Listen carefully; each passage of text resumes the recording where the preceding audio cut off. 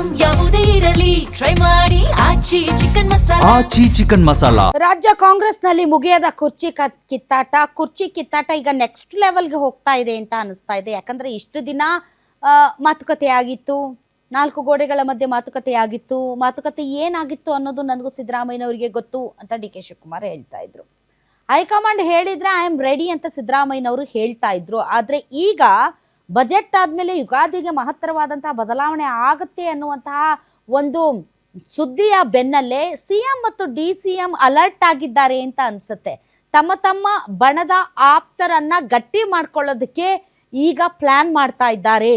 ಆ ಹಿನ್ನೆಲೆಯಲ್ಲಿ ಕೆಲ ಶಾಸಕರುಗಳು ವಿದೇಶಕ್ಕೆ ಪ್ರವಾಸ ಮಾಡ್ತಾ ಇದ್ದಾರೆ, ಇನ್ನು ಕೆಲ ಶಾಸಕರು ರೆಸಾರ್ಟ್ ಪಾಲಿಟಿಕ್ಸ್ ಮಾಡ್ತಾ ಇದ್ದಾರೆ.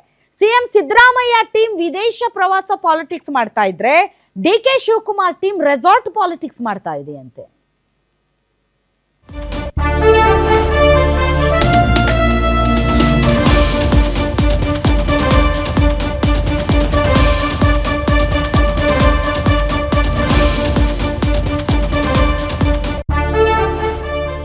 ಎಸ್, ಸಿಎಂ ಸಿದ್ದರಾಮಯ್ಯ ಟೀಮ್ ನಿಂದ ವಿದೇಶ ಪ್ರವಾಸ politics, D K Shivakumar teams ನಿಂದ ರೆಸಾರ್ಟ್ ಪಾಲಿಟಿಕ್ಸ್ ನಡೀತಾ ಇದೆ ಅನ್ನುವಂತ ಸುದ್ದಿ ಬರ್ತಾ ಇದೆ. ಫೆಬ್ರವರಿ 16ಕ್ಕೆ ಟಿಕೆಟ್ ಬುಕ್ ಮಾಡಿದ್ದಾರೆ ಸಿಎಂ ಸಿದ್ದರಾಮಯ್ಯನವರ ಟೀಮ್. ಆದ್ರೆ ವಿದೇಶ ಪ್ರವಾಸಕ್ಕೆ ಬ್ರೇಕ್ ಹಾಕಿದೆ ಹೈಕಮಾಂಡ್. ಯಾವುದೇ ಬಣದ ಶಾಸಕರು ಹೊರಗಡೆ ಹೋಗಬಾರದು ಅಂತ ಸೂಚನೆ ಕೊಟ್ಟಿದೆ ಹೈಕಮಾಂಡ್. ಪ್ರವಾಸಕ್ಕೆ ಹೋಗೋದ್ರಿಂದ ಪಕ್ಷದಲ್ಲಿ ಇನ್ನಷ್ಟು ಡ್ಯಾಮೇಜ್ ಆಗುತ್ತೆ, ಹೀಗಾಗಿ ಯಾರು ಕೂಡ ಪ್ರವಾಸ ಅಥವಾ ರೆಸಾರ್ಟ್ಗೆ ಹೋಗಬಾರ್ದು, ಯಾರೇ ಪ್ರವಾಸಕ್ಕೆ ಹೋದ್ರೂ ನೋಟಿಸ್ ಫಿಕ್ಸ್ ಅಂತ ಸುರ್ಜೇವಾಲಾ ಸೂಚನೆ ಕೊಟ್ಟ ಬೆನ್ನಲ್ಲೇ ಅದ್ಯಾವುದಕ್ಕೂ ಕೇರ್ ಮಾಡದಂತಹ ಟೀಮ್ಗಳು ಈಗ ಪ್ರವಾಸಕ್ಕೆ ಹೋಗೋದಕ್ಕೆ ರೆಡಿ ಆಗಿವೆ. ಸಿಎಂ ಟೀಮ್ನಲ್ಲಿ ಪ್ರವಾಸದ ಬಗ್ಗೆ ಚರ್ಚೆ ನಡೀತಾ ಇದೆ. ನಮ್ಮ ವಿದೇಶ ಪ್ರವಾಸದಿಂದ ಯಾವುದೇ ಮುಜುಗರ ಆಗಲ್ಲ, ನಾವು ಟಿಕೆಟ್ ಮೊದಲೇ ಬುಕ್ ಮಾಡಿದ್ದೀವಿ, ತಿಂಗಳ ಕೊನೆಗೆಲ್ಲ ವಾಪಸ್ ಆಗ್ಬಿಡ್ತೀವಿ ಅಂತ ಹೇಳ್ತಾ ಇದ್ದಾರೆ ಶಾಸಕರು. ಆಯ್ತು, ನೋಡಿ ನಿರ್ಧಾರ ತೆಗೆದುಕೊಳ್ಳಿ ಅಂತ ಸಿಎಂ ಸಿದ್ದರಾಮಯ್ಯನವರು ಕೂಡ ಹೇಳಿದ್ದಾರಂತೆ. ಈ ಕಡೆ DCM ಡಿ ಕೆ ಶಿವಕುಮಾರ್ ಟೀಮ್ನಿಂದಲೂ ಕೂಡ ರೆಸಾರ್ಟ್ ರಾಜಕೀಯ ನಡೆಯುತ್ತೆ ಅನ್ನೋದು ಈಗ ಬರ್ತಾ ಇರುವಂತಹ ಮಾಹಿತಿ. ಅಲ್ಲ, ಬಜೆಟ್ ಇದೆ, ಬಜೆಟ್ ಪ್ರಿಪ್ರೇಷನ್ ಮಾಡ್ತಾ ಇದ್ದಾರೆ ಮುಖ್ಯಮಂತ್ರಿಗಳು.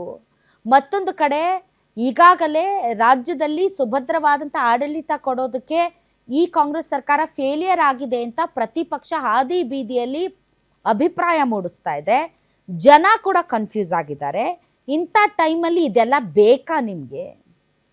ಶಾಸಕರುಗಳಿಗೆ, ಪಕ್ಷಕ್ಕೂ ಮುಜುಗರ, ಮುಖ್ಯಮಂತ್ರಿಗಳಿಗೂ ಮುಜುಗರ, ನಿಮ್ಮನ್ನ ಆಯ್ಕೆ ಮಾಡಿದಂತಹ ಕ್ಷೇತ್ರದ ಮತದಾರರಿಗೂ ಮುಜುಗರ, ಈ ಎಲ್ಲ ಡ್ರಾಮಾ ನೋಡ್ತಾ ಇರುವಂತಹ ಜನಸಾಮಾನ್ಯರಿಗೂ ಮುಜುಗರ.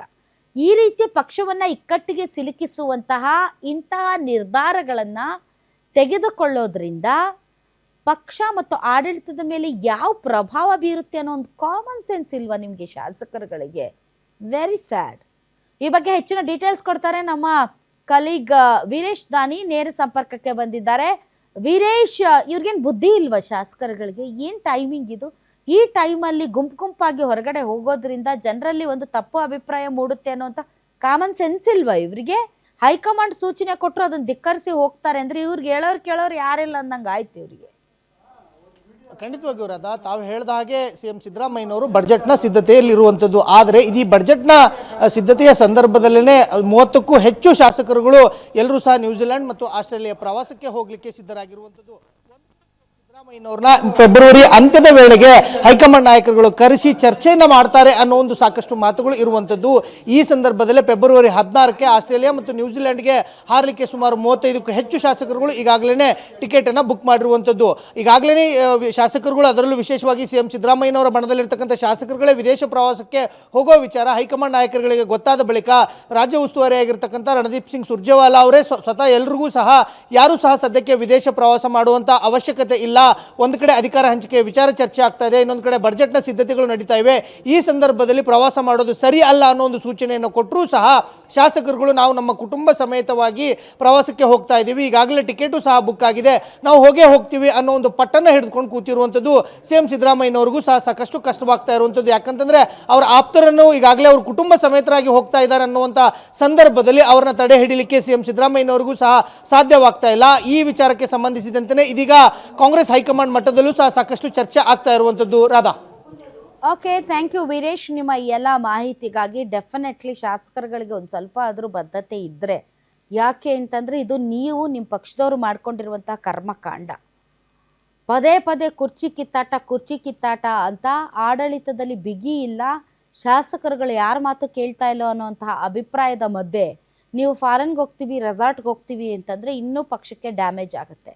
ಸ್ವತಃ ಸುರ್ಜೇವಾಲಾ ಅವರು ಎಚ್ಚರಿಕೆ ಕೊಟ್ಟರೂ ಕೂಡ ಡೋಂಟ್ ಕೇರ್ ಅನ್ನೋ ಥರದಲ್ಲಿ ನೀವು ವರ್ತನೆ ಮಾಡ್ತಾ ಇದ್ದೀರಿ ಅಂತಂದರೆ, ಇನ್ನು ಅದೇನೋ ಅಂತಾರಲ್ಲ, ಹರಿವಾಣದಲ್ಲಿ ಅಧಿಕಾರವನ್ನು BJPಗೆ ಕೊಡೋದಂದರೆ ಇದೇ ಇರಬೇಕು.